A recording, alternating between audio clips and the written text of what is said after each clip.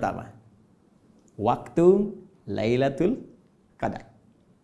Memburu waktu malam Al-Qadar. Kapan itu terjadi?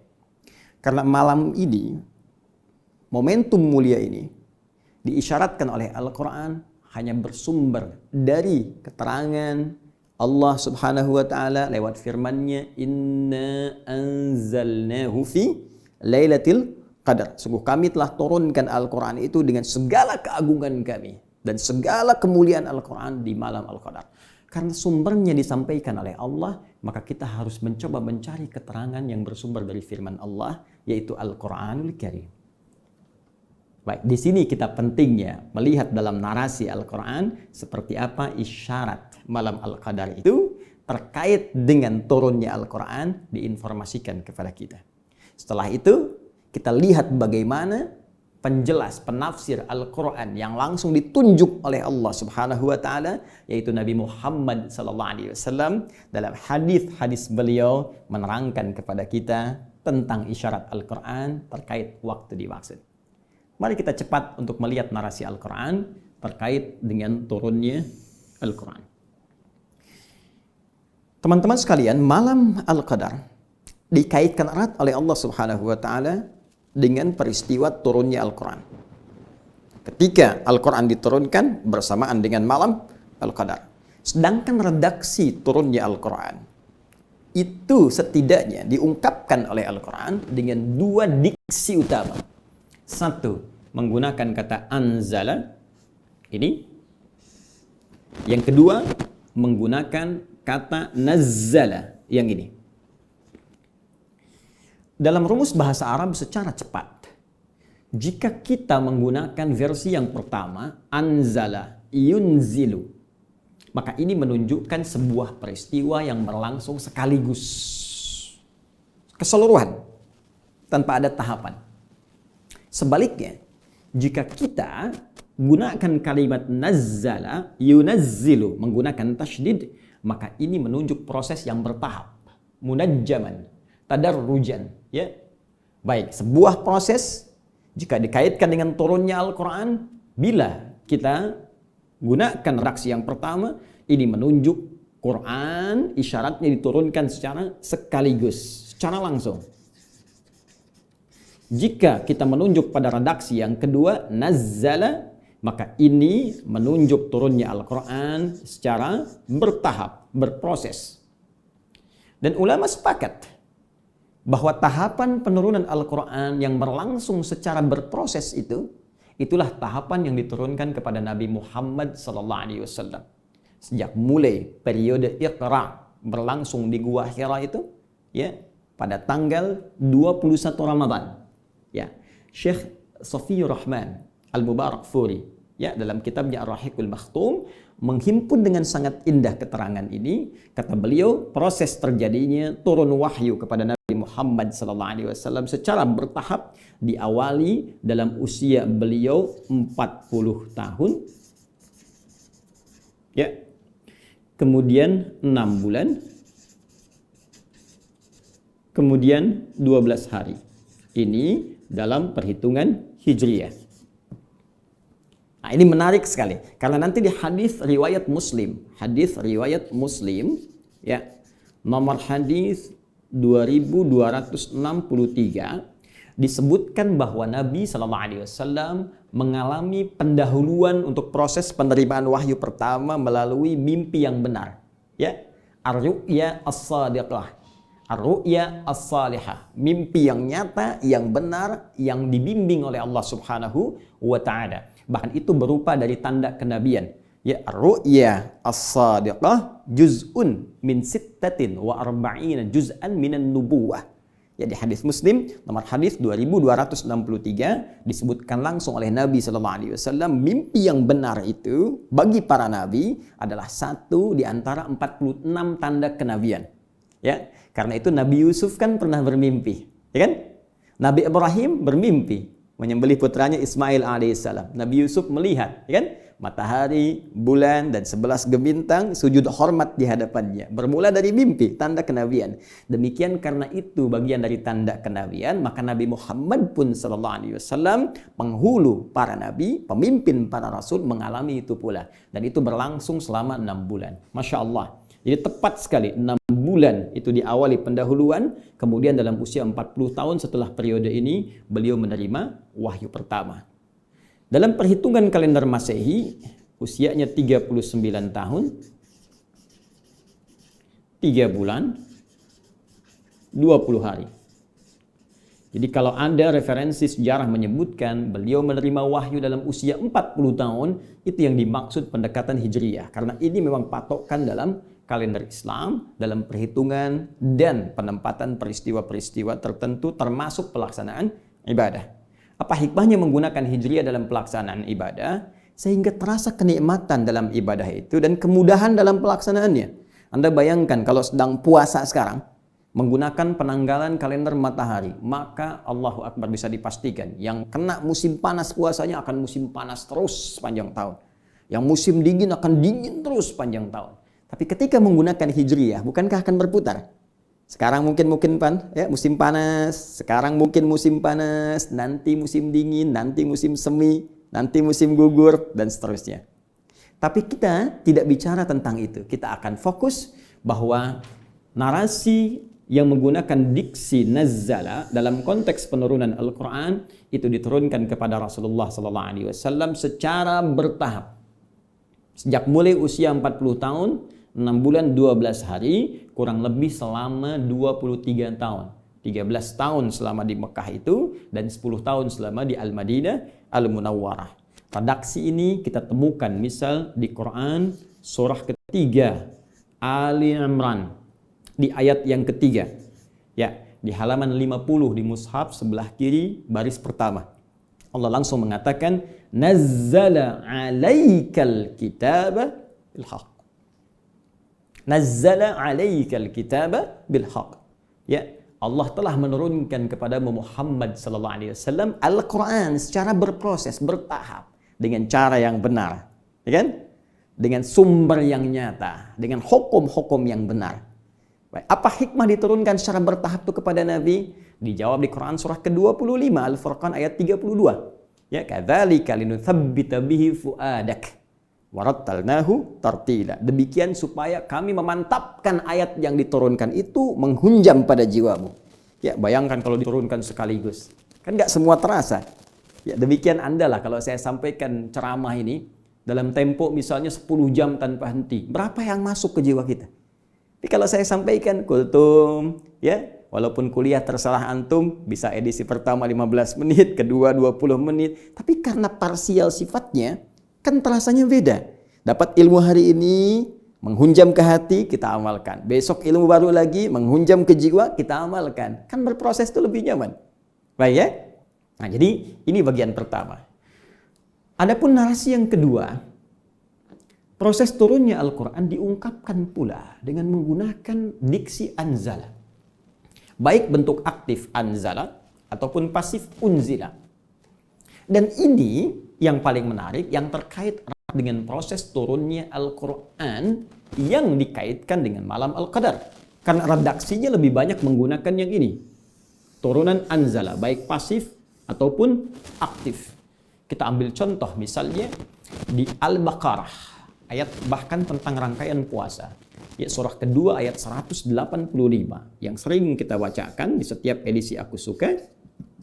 Syahrul Ramadan alladzi unzila, bukan nuzila tapi unzila fihil Quran. Di bulan Ramadan yang diwajibkan kita puasa itu, itulah saat Al-Quran diturunkan. Baik, terkait dengan Al-Qadarnya, di surah ke-97 menggunakan anzala juga.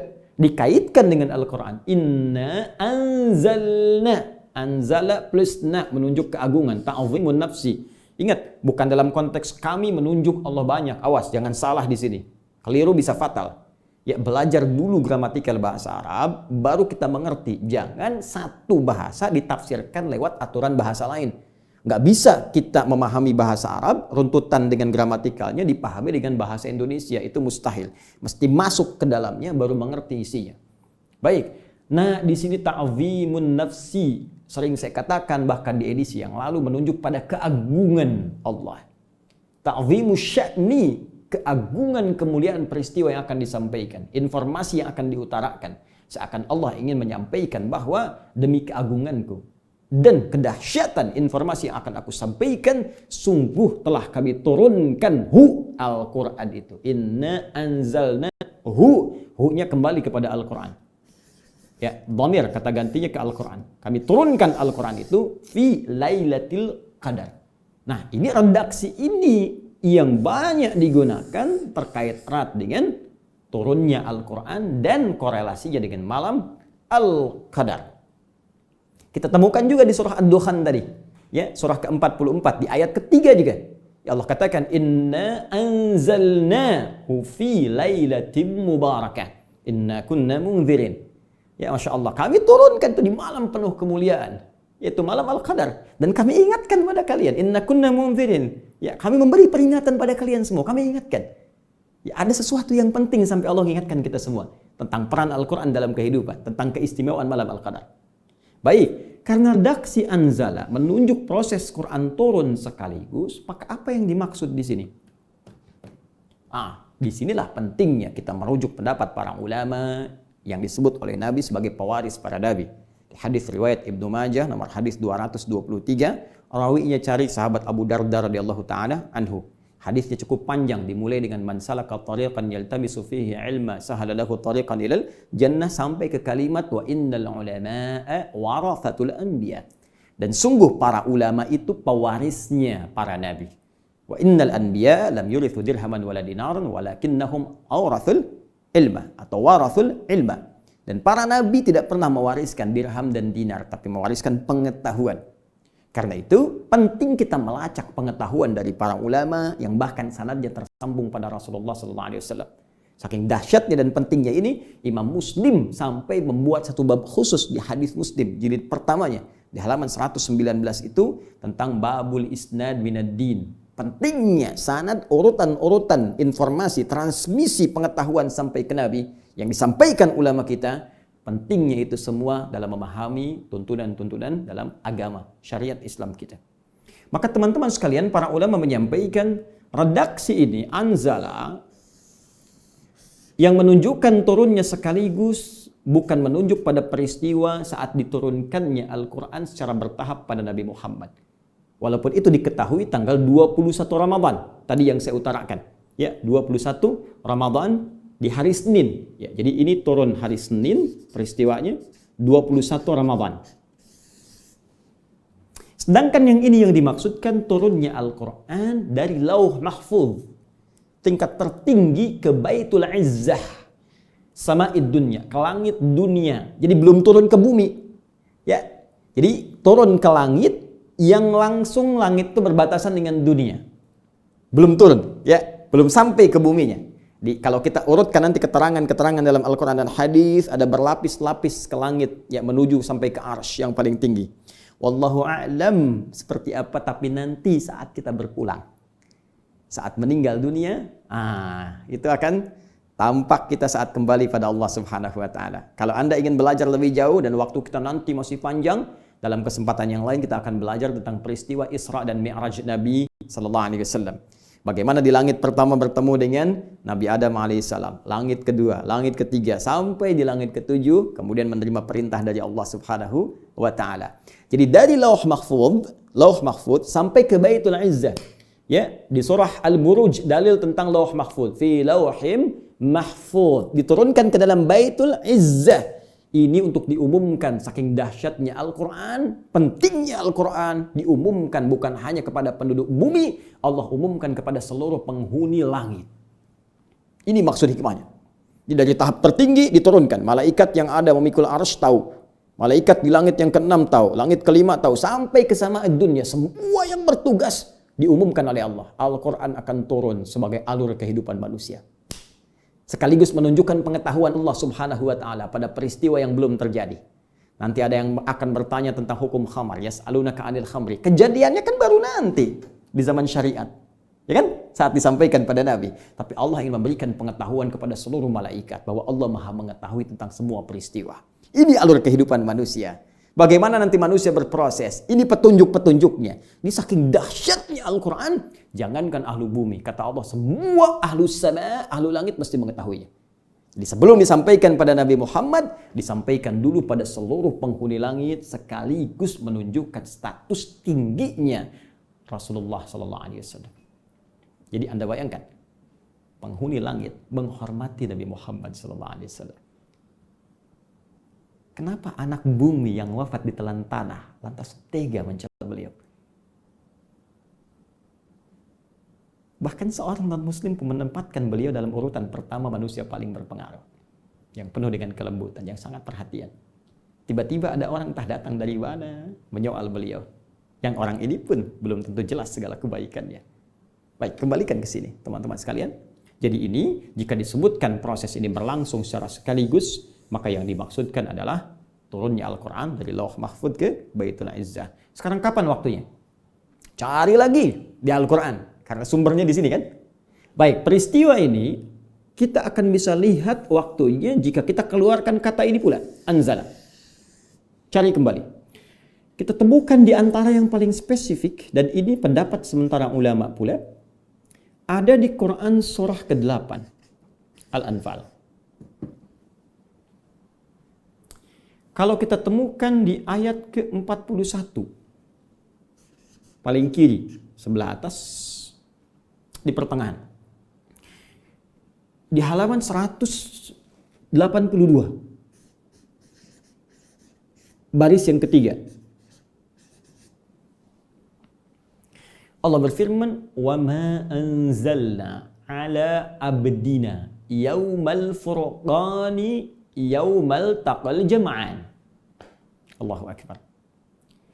Wa ma anzalna, dan terhadap apa yang telah kami turunkan, anzala secara sekaligus. Yaumal furqani, pada hari pembeda. Yaumal taqal jam'ani, apa yang berbeda itu ketika bertemu dua pasukan yang beda. Satu pasukan iman dikomandoi Nabi Muhammad SAW. Satu pasukan ingkar dikomandoi Abu Jahal. Kapan bertemu Nabi Muhammad dan Abu Jahal dalam peperangan yang dahsyat itu? Perang Badar. Kapan terjadinya? Hari Jumat 17 Ramadan. Allahu Akbar. 17 Ramadan. La haula wala quwata illa billahil aliyil azim. Jumat. Jadi kalau kita ingin batasi peristiwa diturunkannya Al-Quran secara sekaligus dari Lauh Mahfuz ke langit dunia, Baitul Izzah, terjadinya di hari yang paling mulia, yaitu Jumat. Karena Al-Qurannya mulia, harinya mesti mulia. Di bulan yang mulia, yaitu Ramadan. Baik. Di waktu yang mulia, sehingga ditampakkan kemuliaannya. Tandanya apa? Bertemu dua pasukan. 17 Ramadan. Allahu Akbar. Ya, di tanggal 17, di bulan Ramadan, di hari Jumat. Dan kalau saya lompat sedikit, berbahagianya kita Indonesia, kita merdeka pun di hari Jumat. Di bulan Ramadan. Karena itu kita katakan di undang-undang kita, tertuliskan jelas atas berkat rahmat Allah yang Maha Kuasa. Dan dengan didorongkan oleh keinginan luhur. Ya, jadi keinginan luhur itu diletakkan terakhir. Jadi semua orang pengen punya keinginan luhur untuk merdeka. Tapi rahmat Allah belum turun. Ya, berkat Allah belum turun. Begitu berkah diturunkan, rahmat turun, Ramadan dapat proklamasi. Jakarta, kapan dibebaskan oleh Fathahillah? Ya, Fathullah atau Fathahillah atau Faletehan. Membebaskannya di bulan apa? Ramadan. 22 Ramadan teman-teman. Hari Jumat nanti. Ya, baik. Untuk Ramadan tahun ini, Jumat bertepatan. Ya, 22 Ramadan. Bertepatan dengan 22 Juni itu, 1527. Ya, ini sekedar pengetahuan saja. Saya ingin menunjukkan bahwa ketika Allah memberikan kemuliaan-kemuliaan seringkali bertepatan dengan Ramadan. Al-Quran itu mulia yang paling utama. Turunnya Ramadan, bulannya bulan Ramadan, harinya Jumat. Bersamaan dengan momentum Perang Badar. Nah, tapi apakah kita bisa simpulkan bahwa Lailatul Qadar terjadi di tanggal 17? Apakah kita bisa simpulkan setiap Ramadan tanggal 17 akan tiba? 17. Maka cari di malam yang ke-17. Ternyata teman-teman, pemahamannya tidak sesederhana itu. Karena setiap kita akan pahami Al-Quran, kita harus merujuk pada penafsir terbaik yang langsung ditunjuk oleh Allah. Lebih otoritatif. Kita siapa? Ini Nabi langsung ditunjuk Allah. Ini Rasulullah, manusia terbaik. Maka kita lihat bagaimana Nabi SAW memberikan penjelasannya. Lacak dalam kitab-kitab hadis. Di Al-Bukhari, nomor hadis 2020. Tersebut juga di hadis Muslim. Nomor hadis 1169. Dan ini saya sudah cek. Ya, cek langsung redaksi hadisnya, dilihat penomorannya, juga rawinya dari Sayyidah Aisyah radhiyallahu taala anha, ibunda kita semua, Ummul Mukminin. Ya, apa redaksi nabinya? Taharru Lailatul Qadri fil ashril awakhir bima ma'na. Berburulah kalian. Oh, makanya kita bikin judul berburu, mengambil sunnah Nabi. Berburulah kalian malam Al-Qadar itu di 10 hari terakhir Ramadan. 10 hari terakhir. Itu 17 belum masuk nih. Ya. Nabi minta 10 terakhir. Ya, kalau malam kan berarti malam 21, 22, 23 sampai malam 30. Kalau jatuhnya 29 berarti malam 20 sampai malam 29. Nah, ini 17. Nah, ya gimana Ustaz? Ini kata Quran di syarat 17. Yang ini kata Nabi di 10 hari terakhir. Bahkan yang menarik, lihat lagi di sini teman-teman sekalian, di hadis Al-Bukhari, nomor hadis 2017. Kemudian juga riwayat dari Sayyidah Aisyah, cari di malam-malam ganjil. Ya, watri bahasa hadisnya. Cari di yang ganjil-ganjilnya. 21, 23, 25, 27, 29. Baik, ada lagi hadis dari riwayat Ibnu Umar, Abdullah Ibnu Umar radhiyallahu taala anhuma. Di hadis Muslim ditemukannya, nomor hadis 1165. Spesifik cari di 7 terakhir yang ganjil. Ya, 7 terakhir yang ganjil berarti ya kalau kita mulai dari 23, ya 25, 27, 29. Ya, kan 7 terakhir kan tadi hitungan 3 kan 23, 24, 25, 26, 27, 28, 29. Kalau kita lihatnya nanti 30 berarti dari 24 ya. Kalau ambil yang ganjilnya berarti malam 23, 25, 27, 29. Spesifik. Nah, di sini ternyata kalau kita kompromikan, kalau di fikih itu ada namanya al-jam'u wat taufiq. Ya, dikompromikan, disatukan untuk melihat kemana arah pemahaman ini. Nah, ini biasa standar. Kadang ada satu peristiwa, hadisnya banyak, ingin menunjukkan tentang satu hal yang sangat lengkap. Kalau diambil sebagian nggak ketemu. Kayak Bismillahirrahmanirrahim, hadisnya banyak. Ada yang menghitung sampai 70. Ternyata ketika dikumpulkan, ada yang sir, ada yang jahar, ada yang nggak dibaca sama sekali. Ada rakaat pertama dibaca jahar, selanjutnya tidak. Jadi tahu kita cara baca Bismillah ada 4 cara. Pun demikian terkait dengan ini teman-teman, disimpulkan bahwa fase pertama kali saat turunnya dari Lauh Mahfuz ke Baitul Izzah pernah terjadi 17 Ramadan. Namun setelah itu dengan kehendak Allah Subhanahu wa taala bisa kemudian di tahun-tahun berikutnya setelah peristiwa pertama ini bisa Allah gantikan. Bisa dipertukarkan, bisa di malam ke-21, bisa di malam ke-23, bisa di malam ke-25. Bahkan dalam riwayat Nabi sallallahu alaihi wasallam pernah aku ditunjukkan waktunya, diberi tandanya, cuma kemudian setelah terbangun dibuat lupa tanggalnya, hanya diberikan tanda-tandanya. Jadi kesimpulannya, ketika Nabi sallallahu alaihi wasallam memberikan gambaran seperti ini, cepat berburu. Bahkan di riwayat lain kencangkan ikat pinggangmu. Lebih semangat lagi. Ini menunjukkan memang mahal malam Al-Qadar itu. Kalau murah langsung ditunjukkan. Tapi karena mahal, semua kita diminta berusaha. Coba lihat kompetisi. Kalau hadiahnya mahal kan kompetisinya berat. Kalau cuma power bank mungkin dia ya kompetisinya ringan gitu. Tapi karena ini hadiahnya ampunan dosa, hadiahnya rahmat, pahala berlipat, dibikin mahal. Nggak ditampakkan oleh Allah, dibuat kita berlomba sekencang mungkin. Dan bukankah perlombaan semakin kuat di lap-lap terakhir? Orang kalau maraton, balap sepeda, balap mobil, balap motor, pasti lap terakhir makin kencang. Karena itulah untuk mensupport kita, ini kadang karena Ramadan jadi aneh. Kenapa jadi aneh? Awal-awal tuh orang makin kencang, penuh tempat ibadah, semangat. Kekinian, pertengahan, akhir. Jadi seperti ilmu. Al-ilmu nurun. Ilmunya berkurang, nurun. Sekarang terjemahan cahaya dulu jadi nurun, berkurang. Ya. Ini semangat nurun untuk dimotivasi itu kata Nabi. Coba cari 10 terakhir. Membuat kita semangat lagi. Dan Nabi kalau sudah menyampaikan petunjuk Allah, wa may yantiqu 'anil hawa in huwa illa wahyun yuha. Kalau Nabi sudah memberikan isyarat, berarti langsung dari Allah infonya. Ditempatkan di akhir supaya kita lebih semangat lagi. Intinya kalau mau dapat, gampang. Ikuti isyarat Nabi. Secara lebih kuat, di 10 hari terakhir nanti. Mulai besok, atau mungkin lusa bagi sebagian tempat, kita masuk ini, paling gampangnya gini. Paling gampang, setiap malamnya bangun. Kalau nggak mau ketinggalan. Itu aja. Itu paling cepat. Berburu paling cepat malam Al-Qadar, menyontoh Nabi. Apa yang dikerjakan Nabi? Setiap malamnya dihidupkan. Malamnya dihidupkan. Itu paling gampang. Kapan waktunya? Dari mulai ba'da Isya sampai menjelang fajar. Seperti yang pernah saya uraikan dalam kesempatan sebelumnya. Ya, salamun kuncinya, clue-nya lihat. Hiya, malam Al-Qadar itu hatta matla'il fajar, terbentang dari malam sampai menjelang fajar. Maka usahakan walaupun mungkin sekejap saja, 15 menit, 30 menit, demi Allah, demi perjuangan hidup kita. Sayang, cuma sekali. Dan belum tentu ketemu lagi. Bangun. Walaupun cuma 15 menit, pasang alarm. Silahkan. Ada yang jam 2, ada yang jam 3, ada yang mulai dari ba'da Isya, setelah tarawih. Siangnya dia istirahat, malamnya dia buru itu, supaya bisa fresh bangun.